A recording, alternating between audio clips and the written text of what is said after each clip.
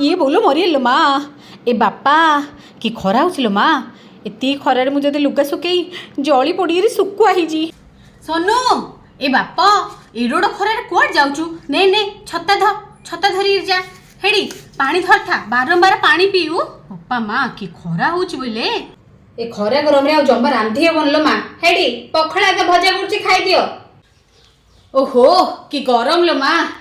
Fan ଟା ଲଗା drop. Light ନାହିଁ ମାମା। ଓହୋ ଖରା ଦିନ ଆଇଲେ ତ ଏତେ ଆଗା ଖାଲି ଲାଇଟ୍ କଟି ଆଉ। ପାଣି ଗ୍ଲାସ ଟା ଆଣିଦେବି। ଏ ରିଙ୍କି କୁଲରରେ ପାଣି ପକେଇ ରଖିଥାଟି।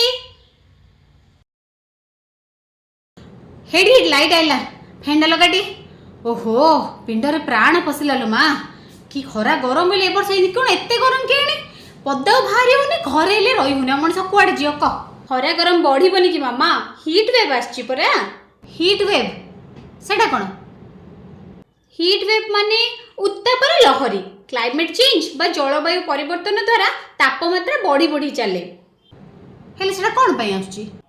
ଏମିତି କାହିଁକି ହଉଛି ମାନେ ପରିବେଶ ପ୍ରଦୂଷଣ ହେଇ ଚାଲିଛି। ତା ଛଡ଼ା ଜଙ୍ଗଲ ବି ତ କାଟିକି ସଫା କରି ଦିଆଯାଉଛି। ହଁ ପରା ସବୁ ତ ଗଛପତ୍ର କାଟିକି ପଦା କରିଦେଲେଣି। ଖାଲି ଘର ବିଲ୍ଡିଂ ଏତେ ଆଗା ଚାଲିଛି ଆଉ। ଏଥିପାଇଁ ଆମକୁ ଏବେଠୁ ହିଁ ସଜାଗ ରହିବାକୁ ପଡ଼ିବ। ଅଧିକରୁ ଅଧିକ ଗଛ ଲଗାଇ ଜଙ୍ଗଲ ସୃଷ୍ଟି କରିବାକୁ ପଡ଼ିବ ଏବଂ ପରିବେଶ ପ୍ରଦୂଷଣ କମେଇବାକୁ ପଡ଼ିବ। ନଚେତ୍ ପରିସ୍ଥିତି ଭୟାବହ ହେବ। ହଁ ନାଇଁ ଗଛପତ୍ର ଲଗାଇଲେ ମାନେ ଚୁଡ଼ଚୁଡ଼ା ହେଇରି ମରିଯିବା।